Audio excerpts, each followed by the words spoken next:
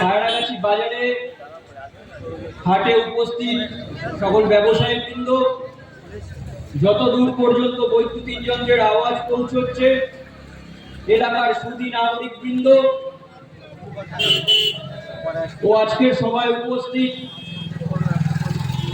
গাইঘাটা মন্ডল 3-এর সভাপতি, আমাদের সকলের প্রিয় সম্মানীয় শৈলেন্দা, বনগাঁ সাংগঠনিক জেলার সম্পাদিকা শ্রাবন্তী, উপস্থিত আছেন মন্ডলের সাধারণ সম্পাদক আমাদের প্রিয় প্রকাশ দা ও ভাইস প্রেসিডেন্ট রবীন্দ্রনাথ কর্মকার সহ এতদ অঞ্চলে সকল কার্যকর্তা, প্রত্যেককে যথাযথ স্থানে শ্রদ্ধা জানিয়ে আজকের পথসভায় 2-4 কথা বলব। আপনারা ইতিমধ্যে অবগত হয়েছেন, মিডিয়ার মাধ্যমে, খবরের কাগজের মাধ্যমে, টেলিভিশনের মধ্য দিয়ে দেখতে পাচ্ছেন যে সারা বাংলায় বাংলার অগ্নিকন্যা ছুটে বেড়াচ্ছে। আর বাংলার অগ্নিকন্যা কে? আমরা সকলে জানি, বাংলার অগ্নিকন্যা মমতা ব্যানার্জি। অগ্নিকন্যা ছুটে বেড়াচ্ছে, কেন ছুটে বেড়াচ্ছে, কি কারণে ছুটে বেড়াচ্ছে? উনি বুঝতে পেরেছে পালা বদলের সময় এসেছে, বাংলার মানুষ পরিবর্তন চাইছে, পরিত্রাণ চাইছে। আর যখন কেন্দ্রের জাতীয় নির্বাচন কমিশন ভুয়ো ভোটার, মৃত ভোটার এবং যে ভোটাররা নিজ নিজ এলাকায় থাকে না অথচ ভোটের সময় ভোট দিতে আসে, অর্থাৎ সেই ভোটারটির হয়তো 2টো ভোটার আইডি কার্ড আছে, এই সকল ভোটারদের মার্কিং করার যে পদ্ধতি তাকে বলা হচ্ছে SIR। আর এটা সারা দেশ জুড়ে, শুধুমাত্র যে ওয়েস্ট বেঙ্গলের জন্য প্রযোজ্য তা নয়। দিদিমণি এবং তৃণমূল কংগ্রেস প্রচার করছে যে ভারতীয় জনতা পার্টি পশ্চিম বাংলার দখল নেবে বলে এই বাংলায় SIR বা বাংলায় ভোট সংশোধনী বা ভোটার কার্ড সংশোধনীর প্রক্রিয়া চালু করেছে। সারা ভারতবর্ষে 29টি রাজ্য, তার মধ্যে 19টা রাজ্যে ভারতীয় জনতা পার্টির সরকারে আছে। কোথাও একক সংখ্যাগরিষ্ঠতায়, কোথাও মিলিঝুলি সরকার, তো সেখানেও এই SIR হচ্ছে। আপনারা ইতিমধ্যে অবগত হয়েছেন, আমাদের পার্শ্ববর্তী রাজ্য বিহার, সেখানে 56,70,000 ভুয়ো ভোটার পাওয়া গেছে। এই ভুয়ো ভোটারের মধ্যে কারা ভুয়ো ভোটার? তার মধ্যে আছে 18 লক্ষ মৃত ভোটার। একবার ভাবুন, একটা রাজ্যে 18 লক্ষ মানুষ মারা গেছে, অথচ ভোটার কার্ড, ভোটার লিস্ট থেকে তাদের নাম বাদ যাচ্ছে না, কিন্তু তারা ভোট দিতে ভোটের দিন চলে আসছে।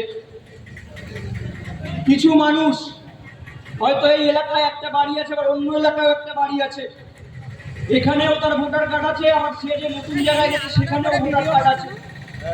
এই যে ভোটার কার্ড, একটা মানুষ 2 জায়গায় ভোট দিচ্ছে, সেগুলোকেই বারবার নির্বাচন কমিশন বলছে যে এগুলোকে মার্কিং করতে হবে।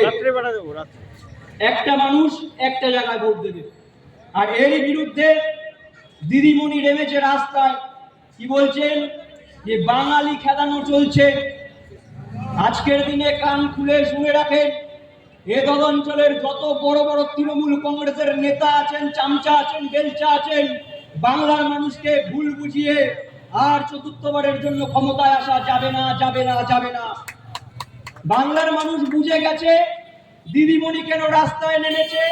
সারা বছর ধরে বাঙালিদের নিয়ে কোনো উৎকণ্ঠা তার নেই। যখন ভোট এসেছে আর কেন্দ্রের নির্বাচন কমিশন যখন এই ভোটার তালিকা সংশোধনীতে নেমেছে, তখন দিদিমণির ঘুম উড়ে গেছে রাতে। আর তাই উনি বলছেন যে সারা রাজ্য জুড়ে, সারা দেশ জুড়ে যেখানেই বাঙালি আছে সেখানেই নাকি বাঙালি খেদানো চলছে। এর বিরুদ্ধে তীব্র ধিক্কার জানাই। উনি বলছেন দিল্লিতে সেখানে বাঙালিরা নাকি অপদস্থ হচ্ছে, বাঙালিদের সাথে নাকি দুর্ব্যবহার করা হচ্ছে।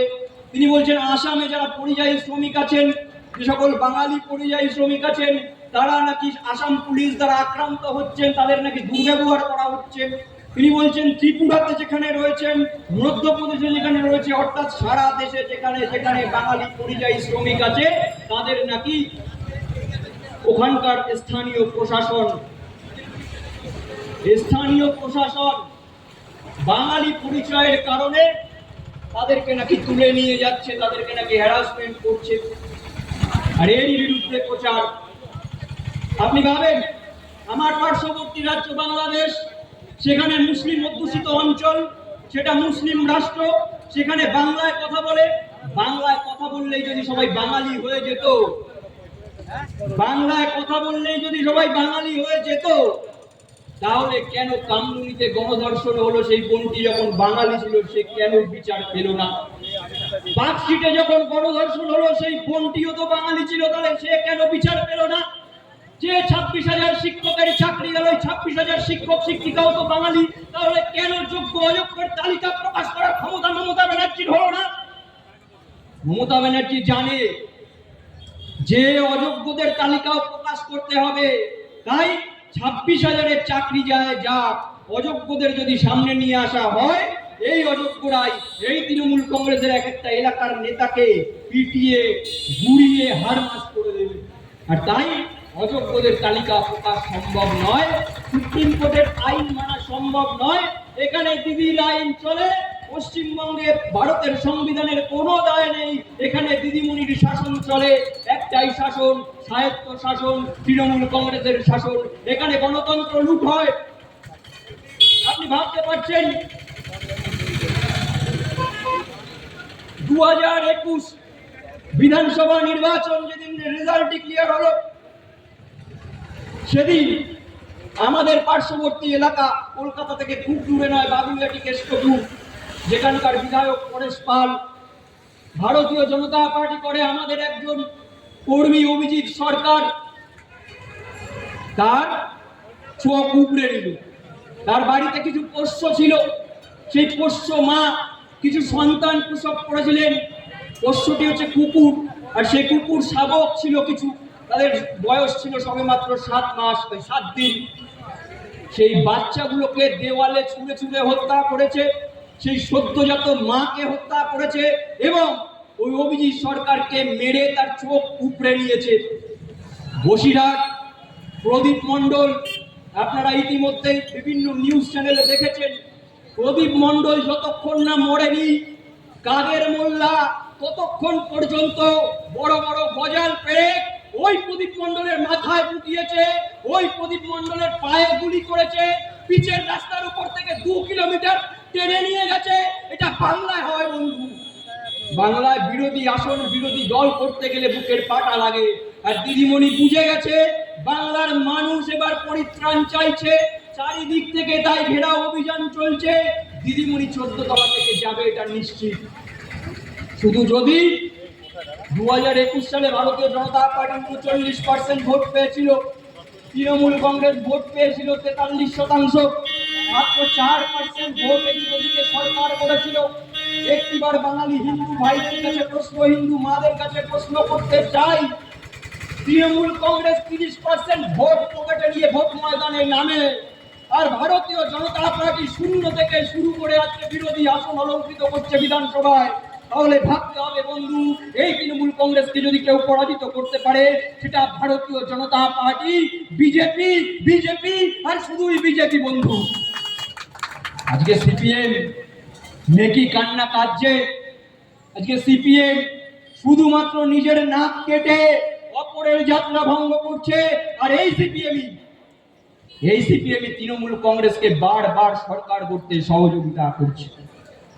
যদি বলেন কি করে, সিপিএম আজকে বিধানসভায় শূন্য। এত অঞ্চলে যতজন আছেন সিপিএম, বামপন্থ, এসএফআই, ডিওয়াই, যতজন কার্যকর্তা আছেন, আপনারা বলেন 2026-এ আপনারা বিধানসভা নির্বাচনে কি জিততে পারবেন? পারবেন না। কিন্তু আপনারা প্রচার করবেন নো ভোট টু বিজেপি, কেননা আপনারা জানেন যে বিজেপি ক্ষমতায় আসলে আপনাদের পার্টি অফিসগুলো বন্ধ হয়ে যাবে, লাল ঝান্ডা নিয়ে চলা বন্ধ হয়ে যাবে, আর ওই কৌটো নাড়িয়ে আর ইনকাম হবে না। আর তৃণমূল কংগ্রেস যে ফান্ডটা আপনাদের অ্যাকাউন্টে ঢুকাচ্ছে, পার্টির অ্যাকাউন্টে, তাদের পার্টি অফিসগুলো চলে। সেটা ভারতীয় জনতা পার্টি ক্ষমতায় আসলে। তাই ভারতীয় জনতা পার্টিকে ধর্মনিরপেক্ষতা দল বলে বাঙালিদের ভয় দেখিয়ে এই বাংলায় ভারতীয় জনতা পার্টিকে আসতে দেওয়া হবে না। অথচ এই বাংলার জন্য আজকে ভাবেন 2021 সালের বিধানসভায় আমরা বিরোধী আসন পেয়েছি 3 থেকে 77 হয়েছি। এই বাংলার জন্য নরেন্দ্র মোদীজি বা কেন্দ্রের সরকার কি করেন? আপনারা কি অনেকে বলেছিল মোদীজি যদি এই বাংলায় ক্ষমতায় আসে তাহলে এই বাংলায় হিন্দু মুসলিমে দাঙ্গা লাগবে। আমরা বলছি উত্তরপ্রদেশ দেখুন, সেখানে তো নরেন্দ্র মোদীজির থেকে বড় একজন রয়েছেন, প্রখর হিন্দুত্ববাদী রয়েছেন, যাকে সাধু সন্তরা পর্যন্ত শ্রদ্ধা করে, সারা ভারতবর্ষের মাসিয়া বলা হয়। যোগীজি রয়েছেন সেখানে আজকে বাংলায় যতজন না মুসলিম আছেন তার থেকে অনেক বেশি মুসলিম সম্প্রদায়ের মানুষ উত্তরপ্রদেশে রয়েছে। বলুন তো কতজন মুসলিম সেখানে আক্রান্ত হয়েছে? কাদের নামাজ পড়া বন্ধ হয়ে গেছে? কাদের মসজিদ ভেঙে দেওয়া হয়েছে? এইভাবে ভুল বুঝিয়ে বাংলায় ভারতীয় জনতা পার্টিকে আসতে দেওয়া হচ্ছে না। ভারতীয় জনতা পার্টি প্রস্তুত। তৃণমূল কংগ্রেস যে ভাষা বোঝে এবার সেই ভাষা প্রয়োগ করা হবে। যদি তোমরা শান্তভাবে ভোট করতে দাও তো শান্তিপ্রিয়ভাবে ভোট হবে। আর যদি মনে করো যে না ভারতীয় জনতা পার্টিকে গুলি ডান্ডা বন্দুক এসব দেখিয়ে আবার ভোট থেকে বিরত রাখবে, সেদিন শেষ। সময় এসেছে বাংলার হিন্দুদের। আপনারা যদি সমবেত ভাবে শুধুমাত্র যদি আবার বাংলাদেশ থেকে যেভাবে বিতাড়িত হয়ে এসেছিলেন, মনে পড়ে 71-এর সময় কিভাবে বাংলাদেশ থেকে পলায়ন করে এসেছিলেন। বাংলাদেশে তো নাকি এখানে অনেক ব্যক্তি আছে পায়রাগাছি বাজারে যাদের বাড়ি, তারা অনেকে বাংলাদেশে নাকি জমিদারি কোথায় ছিলেন, আপনাদের নাকি পুকুর ভরা মাছ ছিল, আপনাদের নাকি গোলা ভরা ধান ছিল। তাহলে কেন ফেলে চলে এসেছিলেন সেদিন? নিজের ঘরের বউ, নিজের ঘরের মা, নিজের ঘরের মেয়ে, আর ওই তুলসী তলায় যাতে প্রদীপ জ্বালাতে পারে আপনার বউ আর আপনার মেয়ের যাতে সম্ভ্রম ইজ্জত যাতে থাকে, সেদিন তাই বাংলাদেশের কাঁটাতার পার করে এদেশে আশ্রয় নিয়েছিলেন, পশ্চিম বাংলায় আশ্রয় নিয়েছিলেন। এই পশ্চিম বাংলা থেকে যদি আবার আপনাদের বিতাড়িত হতে হয়, কোথায় যাবেন? আছে নাকি আর কোথাও এরকম একটা দেশ, একটা রাজ্য যেখানে গিয়ে আপনারা আবার নিশ্চিন্তে থাকতে পারবেন? তাই ভাবুন, সময় এসেছে। তৃণমূল করতে পারেন আপনি, আপনার তৃণমূল করাতে বিরোধিতা করছি না। আপনি হিন্দু হয়ে কংগ্রেস করতে পারেন, আপনার বিরোধিতা করছি না। আপনি সিপিএম করতে পারেন, আপনাকে সিপিএম করা থেকে বিরত করছি না। কিন্তু একবার নিজের স্বার্থে, নিজের হিন্দু ধর্মের স্বার্থে ভারতীয় জনতা পার্টিকে ক্ষমতায় আনেন, না হলে পরবর্তী 5 বছরের জন্য প্রস্তুত হন। 5 ওয়াক্ত নামাজ আপনাকে পড়তে হবে, প্যান্ট শার্ট ছেড়ে লুঙ্গি আর ফেস টুপি পড়তে হবে। আর এই বাংলার মা যারা লক্ষ্মীর ভান্ডার নিচ্ছেন 500, 1000 টাকা, 1200 টাকা হাত পেতে, তারা প্রস্তুত থাকেন। আপনার ঘরের বেকার ছেলে, বেকার মেয়েটা তো চাকরি পাবে না এই সরকার যতদিন আছে। তাই বলছি, সময় এসেছে, নিজেদের পরিবর্তন করুন, নিজেদের মানসিকতার পরিবর্তন করুন। আমরা জানি ভারতীয় জনতা পার্টিকে বাংলার মানুষ মনে প্রাণে চায়, কিন্তু ভারতীয় জনতা পার্টিকে সুযোগ সন্ধানী যারা আছেন, সেই সুযোগ সন্ধানী যে দলগুলো আছেন, সেই দলগুলো ভারতীয় জনতা পার্টিকে রাজ্যে ক্ষমতায় আসতে চাইছে না। আর তার জন্য যা যা করার ভারতীয় জনতা পার্টি এবার করবে। আপনারা শুধু ভোটের দিন জাতীয় ছুটি মনে করেন না, নিজের ভোটটা নিজে দিতে যান।